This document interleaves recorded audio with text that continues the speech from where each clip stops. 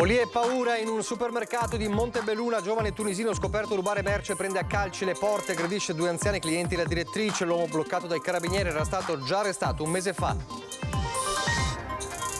Violenta rissa tra una decina di giovani ubriachi nella notte a Spresiano dopo la discoteca, calci e pugni per futili motivi. Due denunciati, tra questi un 17enne di Oderzo, in ospedale un 20enne del Bellunese. Il decreto sulla criminalità minorile è pensato anche guardando a Treviso, così il ministro della giustizia che ribadisce in città c'è un problema baby gang. Il sindaco Conte replica: situazione circoscritta nei weekend, meglio sempre la prevenzione. Ladri scatenati nella notte a Folline, razzie della stessa banda in 3 abitazioni nella frazione di Farrò, banditi in azione mentre gli inquilini, tutti pensionati, dormivano. Ufficializzato il passaggio dell'ex leghista Giampaolo Vallardi a Forza Italia, manovra in corso per gli altri big. Flavio Tosi dice: Mario Conte sarebbe il massimo ma non credo lo farà mai, e il coordinatore veneto degli azzurri dice: noi siamo il centrodestra. Il nuovo aumento dei contagi Covid spinge il Ministero della Salute a diramare la circolare. Tornano i test per i sintomatici che si recano all'ospedale. Dopo le polemiche, il faccia a faccia tra Marina Montedoro e i ribelli del Prosecco, alla fine siglata la tregua con i produttori che incassano un maggiore rispetto e che ora puntano al consorzio. Restano in gravi condizioni la mamma trentenne e il figlio di 6 anni, travolti ieri sera a Conegliano da un'auto condotta da una ottantenne. Il racconto del primo soccorritore. Un messaggio per la pace contro ogni oppressione, quello lanciato oggi alla caserma Cadorini in occasione dell'80° anniversario dell'armistizio. Telespettatori di Antenna 3, buonasera e ben ritrovati. Il telegiornale di Treviso riparte dalla cronaca e dagli attimi di follia e paura nel primo pomeriggio a Montebelluna, dove un 22enne tunisino già conosciuto alle forze dell'ordine e già arrestato un mese fa dai carabinieri ha scatenato il panico in un supermercato della città di Montebelluna.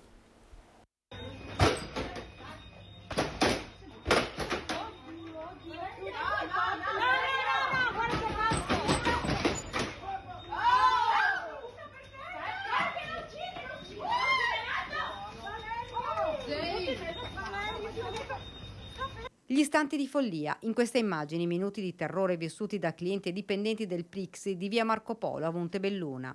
A terra 2 anziani, spinti dal ragazzo per guadagnarsi la fuga. Non è nuovo a questi atti violenti il giovane straniero che ha seminato il panico in pieno centro cittadino. Il mese scorso si era reso responsabile di altre azioni irruente all'interno di un locale, molestando gli avventori. Aveva anche aggredito i carabinieri. Arrestato dai militari dell'Arma, il ragazzo 22enne di origini tunisine era tornato in libertà. La uccide, grida una signora spaventata vedendo a terra l'anziana. È accaduto nel primo pomeriggio, quando al supermercato erano presenti diversi clienti. Il ragazzo è entrato ed aveva tentato di occultare all'interno di uno zaino svariata merce. Una volta alle casse, per riuscire a scappare ha spintonato la direttrice del negozio. Non solo, ma si è trovato di fronte, loro malgrado, 2 anziani, un ottantenne e la moglie 76enne del posto. Il 22enne non ha esitato e li ha spinti con forza, facendoli finire rovinosamente a terra. I coniugi sono stati portati in ospedale con alcune lesioni in corso di accertamento medico. Il ragazzo si è poi diretto verso Parco Manin, ma la sua fuga è durata poco. I carabinieri lo hanno bloccato ed arrestato per rapina impropria, danneggiamento e lesioni personali. Tutto questo per un bottino di una 50ina di euro. Merce che è stata recuperata e restituita. La rabbia del sindaco di Montebelluna: è una persona conosciuta alle forze dell'ordine che da tempo crea problemi ai residenti. Sottolineo che ieri mattina noi abbiamo fatto una riunione in municipio, proprio presenti polizia locale, carabinieri, servizi sociali e servizi psichiatrici dell'ULSS aventi ad oggetto questa persona. Poi aggiunge: io penso che in uno Stato di diritto chi ha dei comportamenti incivili, se ha bisogno di essere curato deve essere curato, se non ha bisogno di essere curato deve essere inibito e rieducato, ovviamente. Questo dovrebbe essere il senso della legge per il nuovo inserimento in società. In alcuni casi ci sono delle maglie di carattere interpretativo o legislativo tale per cui queste persone magari potrebbero anche rimanere non punite come vorremmo. L'arrestato è stato accompagnato presso la casa circondariale di Treviso. È una violenta rissa tra giovani avvenuta stanotte poco dopo le 3:30 nel parcheggio poco distante una discoteca di Spresiano. Un ventenne residente nel Bellunese è stato portato in ospedale con diverse lesioni al volto e alla testa. Sul posto sono intervenuti i carabinieri. Sembra che a scatenare la violenta scazzottata per futili motivi sia stato un gruppo di 6-7 ragazzi in evidente stato di alterazione psicofisica. 2 per ora all'esito dei primi riscontri delle testimonianze raccolte. I soggetti, come diciamo, denunciati per rissa dal militare dell'Arma, un 17enne dello Pitergino e proprio il ventenne della provincia di Belluno che è rimasto ferito. E ieri sera, a proposito di giovani, giovanissimi e di criminalità, in Consiglio dei Ministri c'è stata l'approvazione, come sappiamo, del decreto Baby Gang, un provvedimento che oggi a Treviso lo stesso guardiasigilli Carlo Nordio ha rivendicato con forza, fenomeno che va affermato e che riguarda anche il nostro territorio, nello specifico ha parlato proprio di Treviso e dice serviva agire. Questo progetto è stato ovviamente voluto dalla Presidenza del Consiglio dopo il viaggio di cui tutti sappiamo, ma è stato anche fortemente voluto da me proprio anche come trevigiano, perché noi assistiamo purtroppo da mesi a questa invasione di baby gang che agli inizi si limitavano a liti tra di loro e già era una brutta cosa. Poi hanno aggredito i passanti, adesso hanno aggredito anche le forze dell'ordine. Un'escalation che va fermata senza se e senza ma per il guardasigilli Carlo Nordio, che nella sua Treviso per la ricorrenza dell'armistizio alla caserma Cadorin torna sul decreto approvato poche ore prima a Palazzo Chigi, decreto Caivano Baby Gang, così è stato ribattezzato, un provvedimento che il ministro alla giustizia rivendica nella forma e nella sostanza. Era assolutamente necessario intervenire con misure preventive, ma anche con misure repressive. Un altro elemento caratterizzante è la responsabilizzazione dei genitori, fatto in vari modi, che adesso, compresa la possibilità di togliere la potestà genitoriale. Poco distante il sindaco Mario Conte ringrazia, ma tende a circoscrivere il fenomeno. È evidente però che ci sono delle situazioni critiche, che talvolta al sabato pomeriggio, qualche pomeriggio, succedono delle situazioni certamente spiacevoli e quindi è importante avere degli strumenti in più, però io sono sempre per la prevenzione, per l'educazione e per un nuovo modello sociale. Certo ringrazio il governo perché ha accolto il grido d'allarme che arriva dai territori, però io credo che sia il momento oggi di costruire un nuovo modello sociale. Repressione o prevenzione resta il dilemma, soprattutto se si parla di giovanissimi, con il cappellano del carcere minorile di Treviso che opta per una grande operazione culturale. A lui risponde lo stesso Nordio. È vero che serve molto la prevenzione, però è anche vero che il sacerdote dei luoghi sui quali si è recata la nostra ministra aveva suggerito lui, assieme ai magistrati del luogo, questo tipo di misure. Si tratta di prospettive diverse che sono complementari.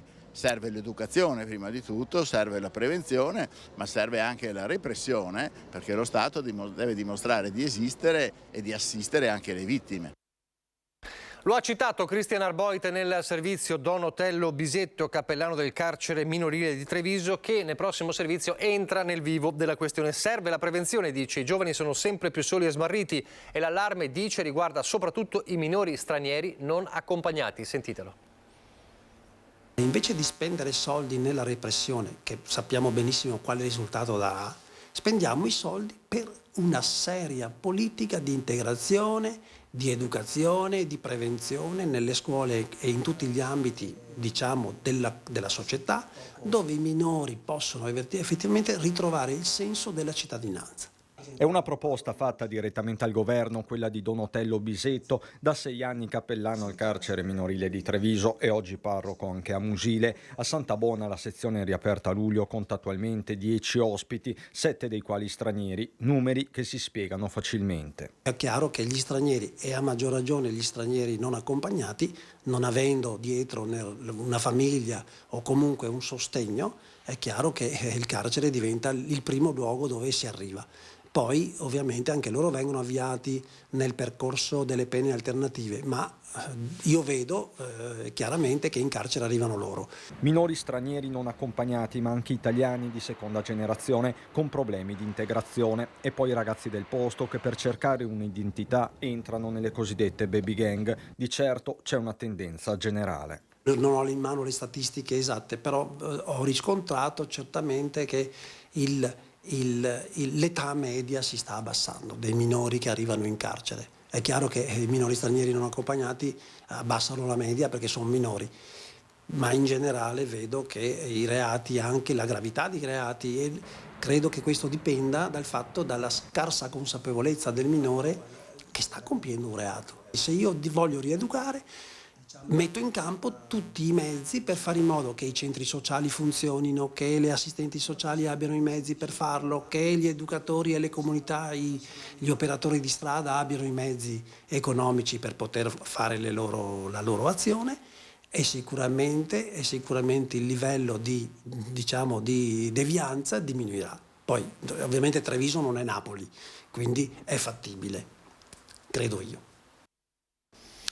E intanto, a proposito di sicurezza o di insicurezza, vi facciamo vedere questa immagine catturata nel pomeriggio in pieno centro a Treviso. Siamo in Calmaggiore davanti a una gelateria, è una scena che sta creando scalpore in queste ore a Treviso. La immagine di queste tre donne che gustano il gelato davanti a una gelateria, di fatto completamente coperte dal burka e sedute appunto in pieno centro, quindi è una situazione, insomma, ci sono diverse segnalazioni in queste ore da parte dei trevigiani che stanno osservando questa scena molto particolare, se pensiamo che, come sappiamo, in Italia vige quella legge del 1975 che in materia di disposizione e tutela dell'ordine pubblico vieta di coprirsi completamente il volto nei luoghi pubblici. È una polemica che tante volte è stata portata all'attenzione generale con diversi episodi e rivediamo che quella immagine sta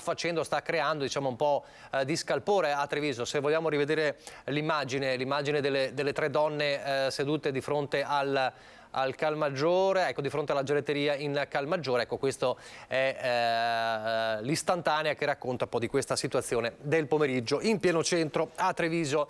Da Treviso a Follina per parlare ancora di sicurezza, ma questa volta parliamo di sicurezza nelle case, o meglio di insicurezza nelle case. Ladri scatenati nella frazione di Farrò, in una notte 3 razzie mentre i residenti dormivano. Prima la sorpresa, poi lo shock, scoprire improvvisamente che qualcuno è entrato di notte nella propria abitazione, lasciando le tracce inequivocabili della razzia.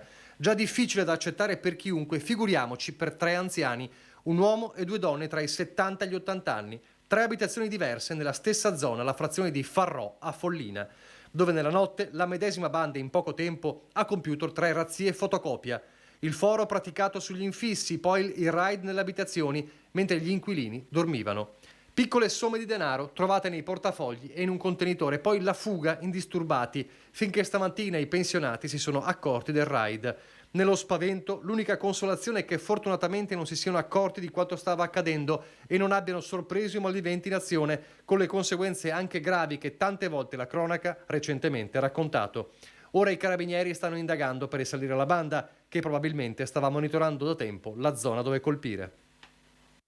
Torneremo alla cronaca fra poco. La sanità adesso per parlare del Covid che non è sparito, anzi rialza la testa, ci sono sempre più contagi in tutta Italia, ci sono anche nella Marca Trevigiana. Arriva in queste ore la nuova circolare del Ministero della Salute firmata dal direttore della prevenzione Francesco Vaia, esaminato l'attuale andamento clinico epidemiologico. Niente tamponi per gli asintomatici che arrivano al pronto soccorso, mentre per i sintomatici scattano i test anche per la ricerca di altri virus.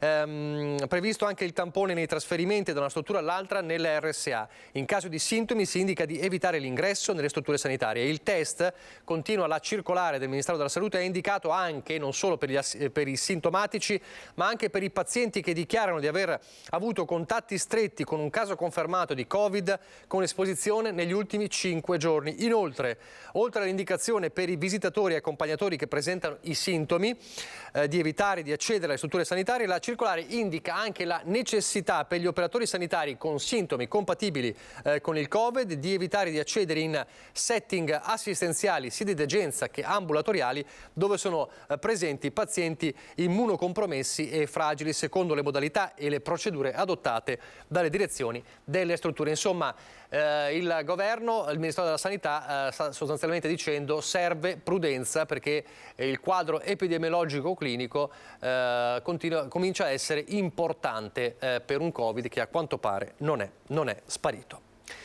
La politica e il nuovo atto oggi della campagna acquisti di Forza Italia in Veneto con il passaggio ufficiale al partito azzurro non solo dell'ex leghista trevigiano Giampaolo Vallardi ma anche dell'ex leghista padovano Alain Luciani. Il mio sogno però, dice Flavio Tosi, resta Mario Conte anche se lo stesso sindaco di Treviso stoppa ogni illazione. E poi ci sono le manovre in corso per gli altri big come Marcato e Caner.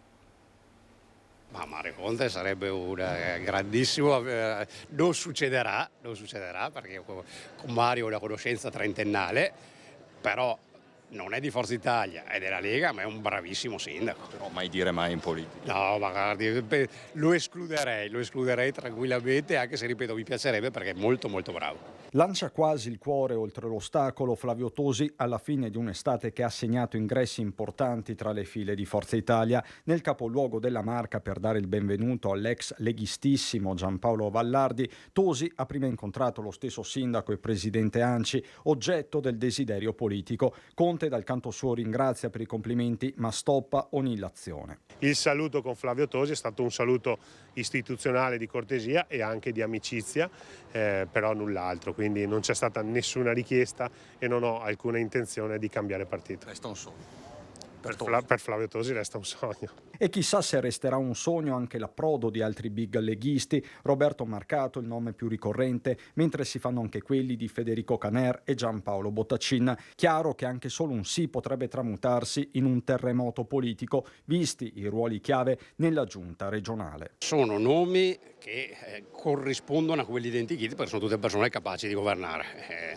Dopodiché ben vengano se si avvicinassero a Forza Italia, però in realtà per rispetto appunto degli stessi saranno loro a dover fare questo tipo di scelta. Dopo Treviso, Tosi si è spostato a Padova per ufficializzare l'entrata di un altro volto storico della Lega, Alain Luciani. Per gli azzurri si apre una nuova fase. Una volta c'è stato per molti anni spazio per la demagogia, il populismo, la polemica gratuita.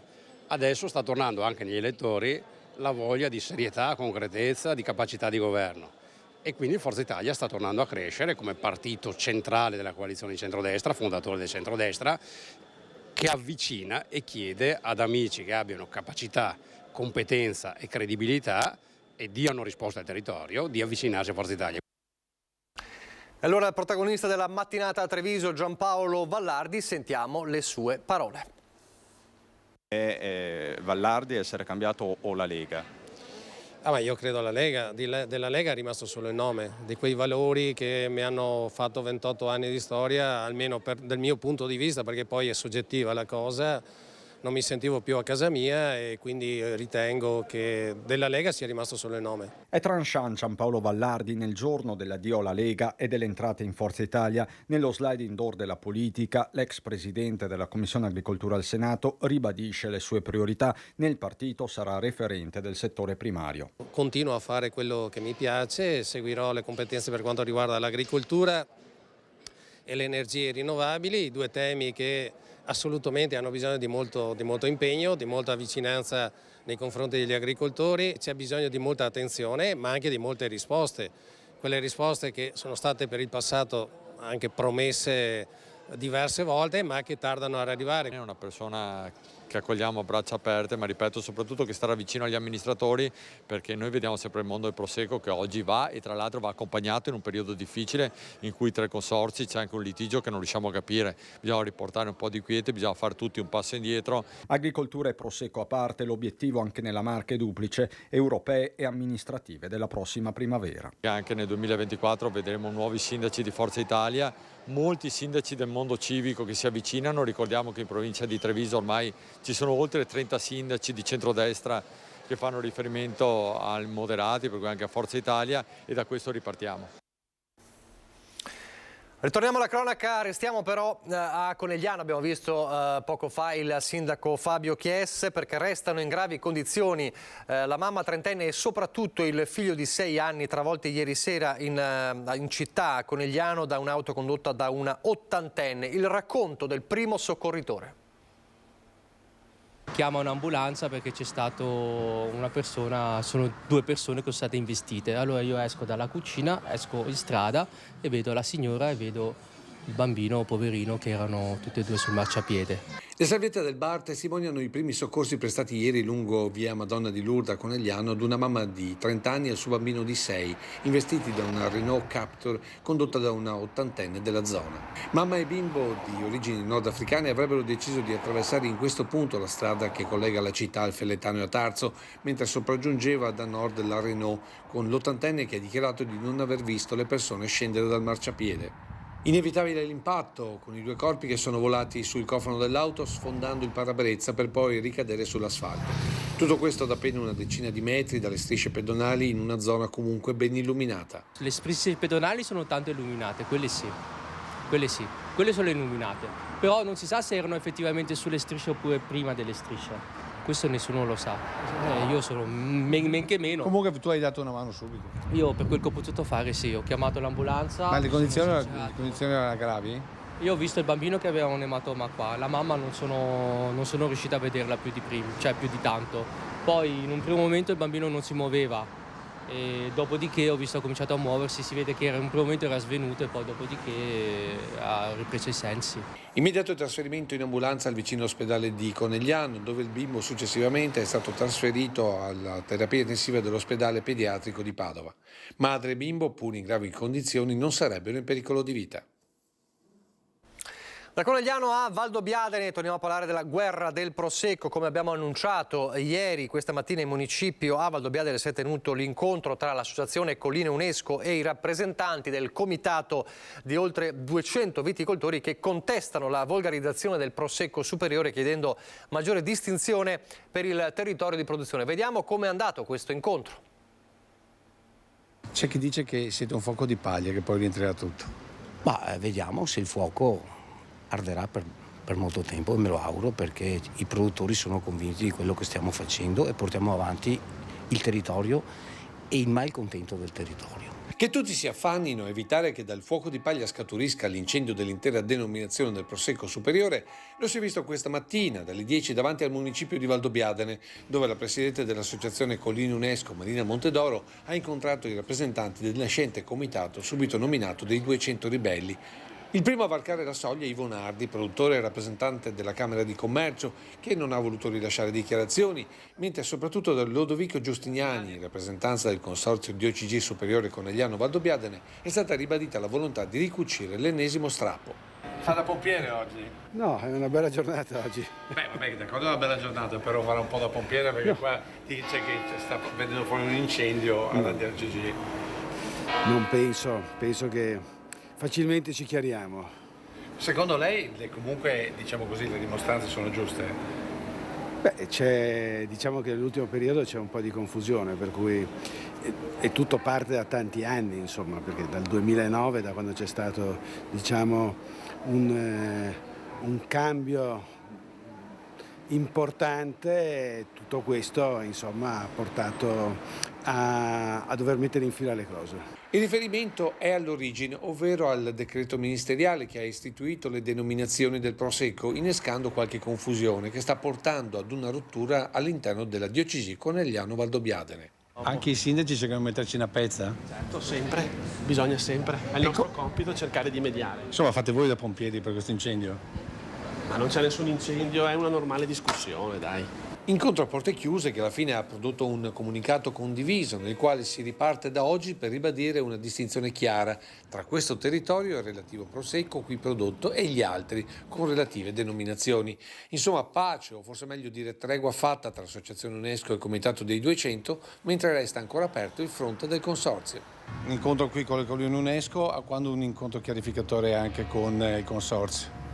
Cioè, questa è una cosa che non dipende da noi, io anche lì mi auguro che quanto prima le parti si incontrino e vedano di trovare una soluzione che è assolutamente fattibile. Staremo a vedere. Noi torniamo a Treviso e torniamo a parlare, lo ricorderete, della rivolta all'ex caserma Serena nel giugno del 2020. Una nuova udienza questa mattina in tribunale a carico di 3 migranti accusati di sequestro di persona, devastazione e saccheggio. Davanti al Palazzo di Giustizia questa mattina anche il presidio dei centri sociali. 50 giovani appartenenti a diverse associazioni che si occupano di migranti si sono ritrovati davanti al tribunale per sostenere i 3 richiedenti asilo, un 27enne del Mali, un 26enne gambiano e un 31enne senegalese accusati di sequestro di persona, devastazione e saccheggio avvenuti durante la rivolta all'ex caserma Serena. Fin dall'inizio abbiamo seguito la vicenda come Django Caminante insieme alla DL Cobas e Tochinense, gli avvocati che si sono resi disponibili alla difesa dei ragazzi, soprattutto dal momento in cui uno dei 4 ragazzi imputati, Ciacca, si è ucciso nel carcere di Verona, e già questo in qualche modo denota la gravità della situazione. A scatenare la protesta nel giugno del 2020 in pieno Covid, la positività riscontrata ad un operatore della cooperativa Nova Facility, un cittadino di origine afghana tornato dall'estero e che aveva manifestato una febbre sospetta. Questo aveva provocato la quarantena per tutti i migranti e la tensione che poi è scoppiata in una vera e propria rivolta.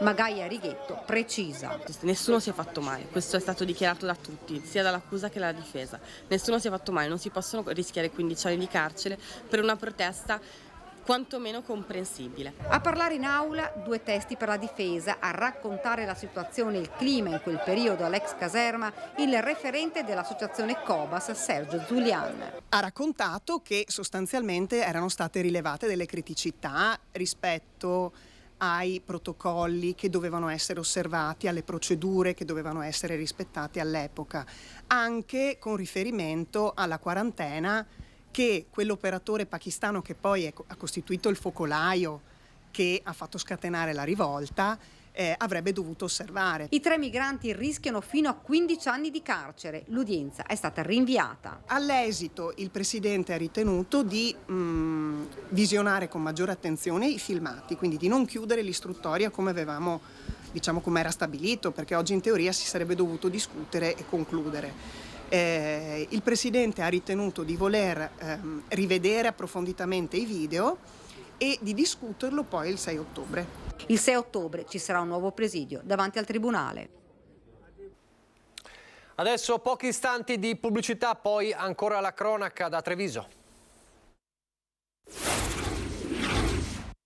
Rieccoci in studio in diretta, ripartiamo da Gaiarin, lo shock e il cordoglio in paese per l'improvvisa morte nella notte di Ashraf Masih, di 65 anni, noto medico di medicina generale che nel 2014 si era anche candidato a sindaco ed è stato coordinatore di Forza Italia per diverso tempo. Originario del Pakistan, arrivato nel 2000 a Gaiarin, il medico si è sempre distinto per la sua grande professionalità. A trovarlo questa mattina è stato il figlio.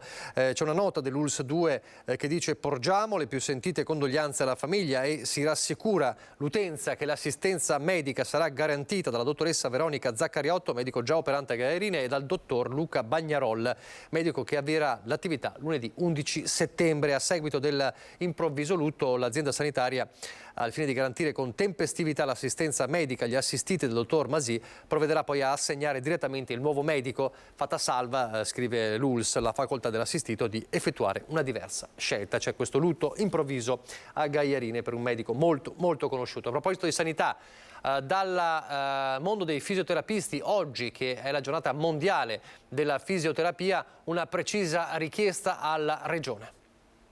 8 settembre 2023, anche in Veneto, si festeggia la giornata mondiale della fisioterapia, giornata dalla doppia valenza, visto che si celebra un anno dalla formazione degli omonimi ordini professionali. Nei giorni scorsi l'incontro a Mestre. Noi siamo la terza professione come numero di professionisti presenti in Italia, dopo i medici e gli infermieri. Siamo circa 70.000 sul territorio nazionale e 5.000 nel Veneto. Fisioterapia, professione presente in tutti i luoghi di vita, tema scelto per l'occasione, abbracciato dalle sezioni venete. Chiedono alla Regione di istituire la figura del fisioterapista di comunità. Stiamo lavorando attraverso la proposta del fisioterapista di comunità, già presente in altre regioni, ma ancora non presente purtroppo da noi, ma siamo fiduciosi che l'amministrazione regionale dia spazio a questa ipotesi di lavoro.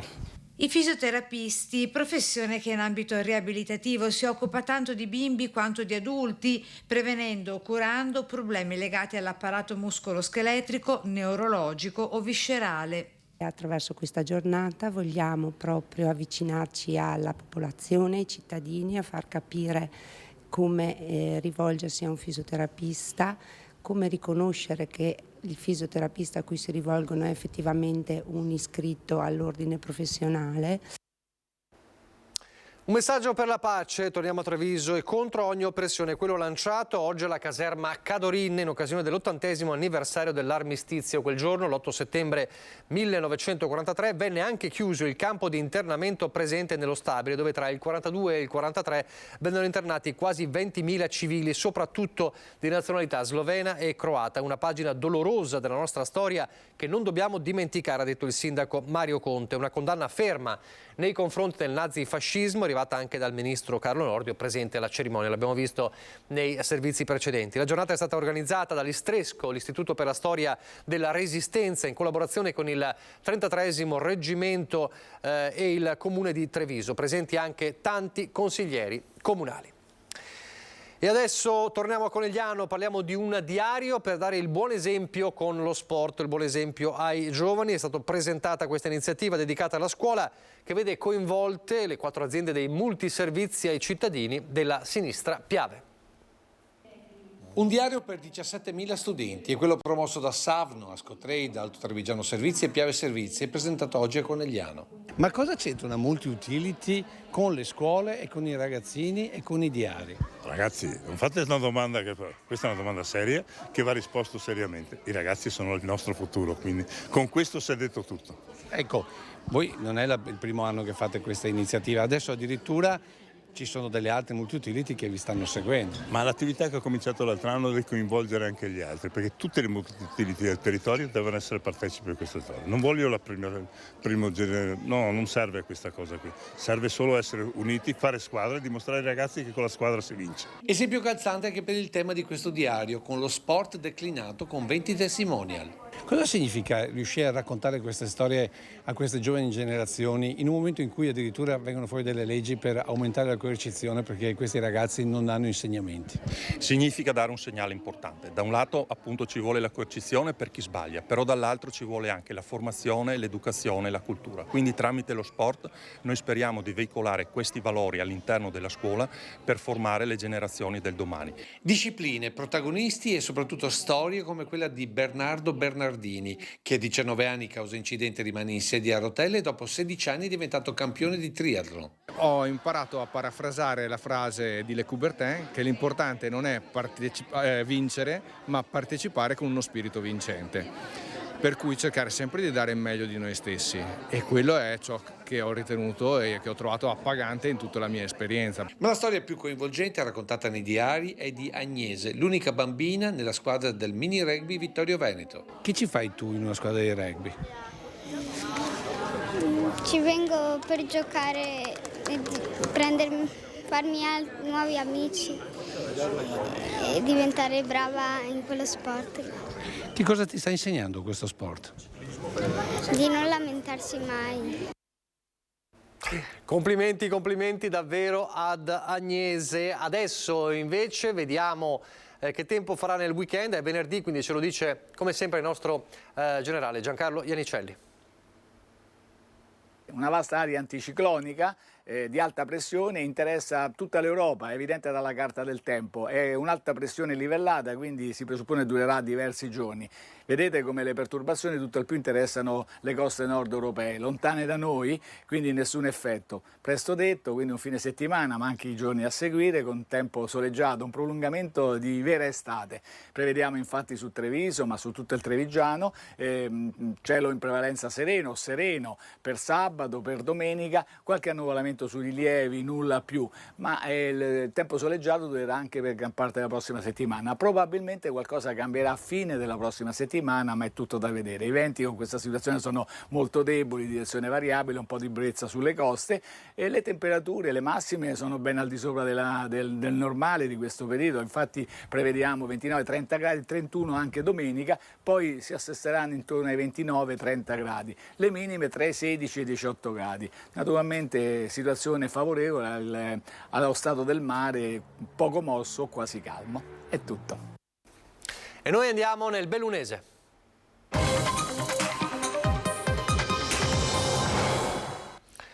E allora partiamo dalla cronaca, perché nel giorno dello sciopero contro le morti bianche un altro infortunio sul lavoro, fortunatamente con una prognosi di media gravità, e si è registrato in Alto Agordino. Un 49enne di San Tommaso Gordino che stava eseguendo la manutenzione dei teli che ricoprono il ghiacciaio della Marmolada ha riportato un sospetto trauma ad un braccio. L'uomo è stato subito assistito da un soccorritore e 2 medici casualmente sul posto ed è stato recuperato dall'equipaggio dell'elicottero del SUEM sbarcato con un verricello di 15 cm nelle vicinanze.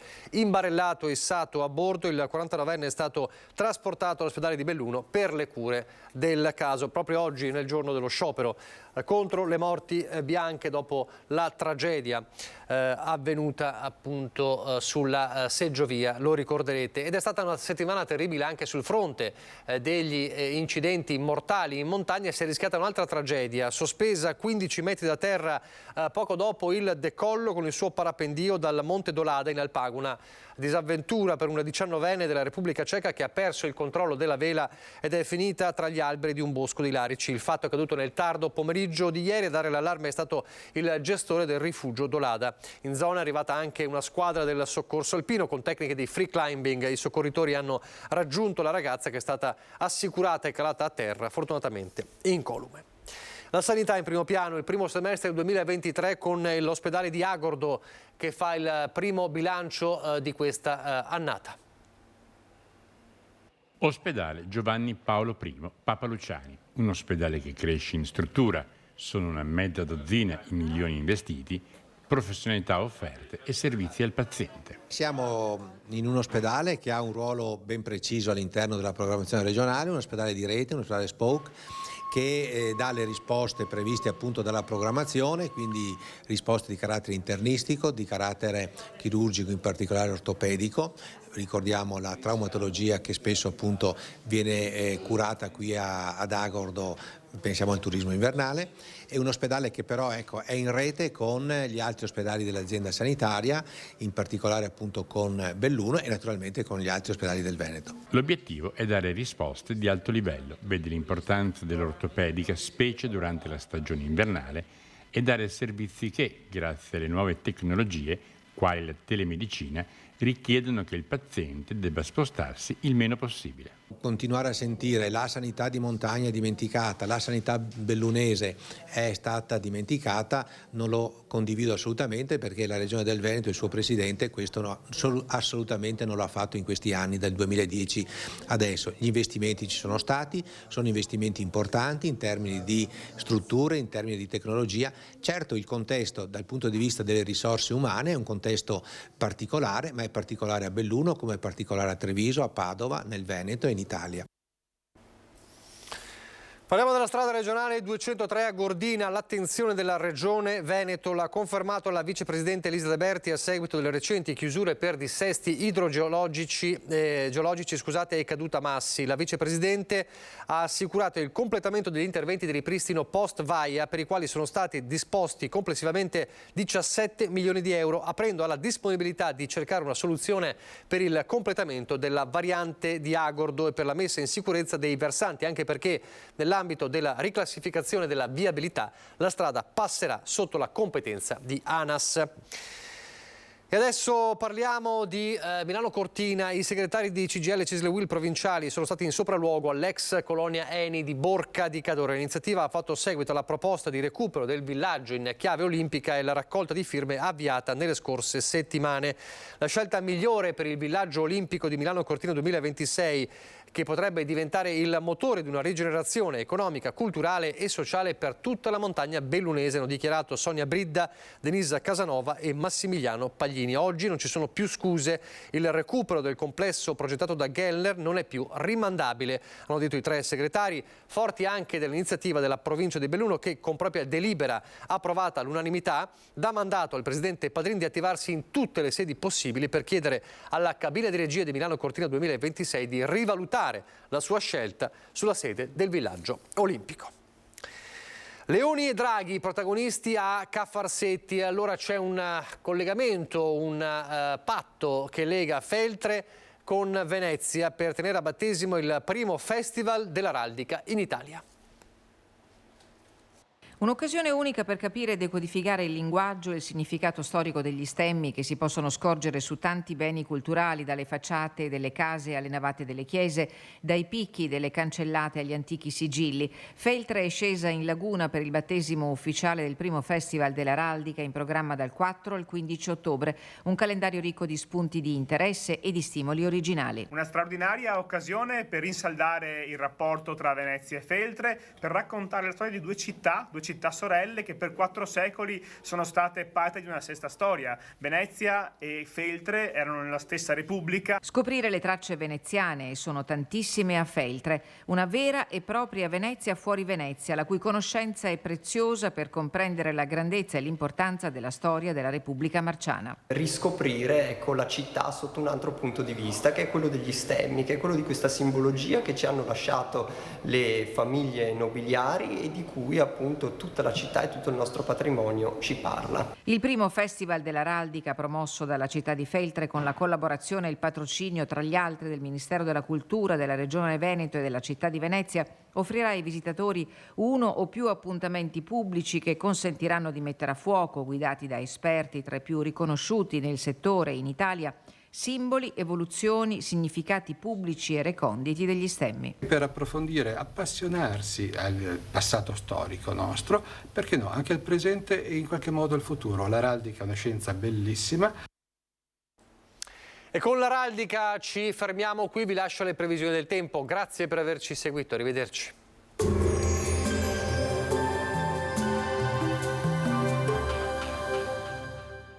Busti, tutori e protesi di arto personalizzati. Ortopedia e sanitaria Lolato. A Treviso e Montebelluna. Lolato, soluzioni per star bene. Bentrovati al meteo. Ci attende un weekend dal sapore estivo con bel tempo e caldo in aumento. Vediamo il dettaglio di sabato 9 settembre. Sul Veneto permangono condizioni di stabilità con tanto sole e cielo in prevalenza sereno. Possibili foschie tuttavia nelle ore più fredde in alcuni fondovalle prealpini. Temperature stazionarie o in locale lieve aumento, minime sui 13-19 gradi, massime comprese tra 27 e 31 gradi all'incirca. Spostiamoci ora sul Friuli Venezia Giulia. Anche in questo caso ampio soleggiamento, cielo limpido e sgombro da nubi ovunque, piogge assenti. Temperature minime tra 16 e 19 gradi, massime sui 29-30 gradi all'incirca. Infine diamo uno sguardo alla situazione del Trentino Alto Adige. Anche qui dominerà il sole, salvo la presenza di alcune nubi basse nel corso della mattinata. Temperature minime intorno a 16-17 gradi, massime sui 30-33 gradi. Dal meteo per ora è tutto, vi auguro un buon proseguimento in nostra compagnia.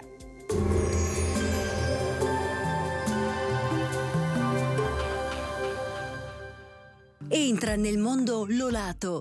Da oltre 40 anni un team di professionisti per migliorare la qualità della tua vita. Centro del piede con servizi di podologia, laboratorio per la produzione di plantarie e calzature su misura.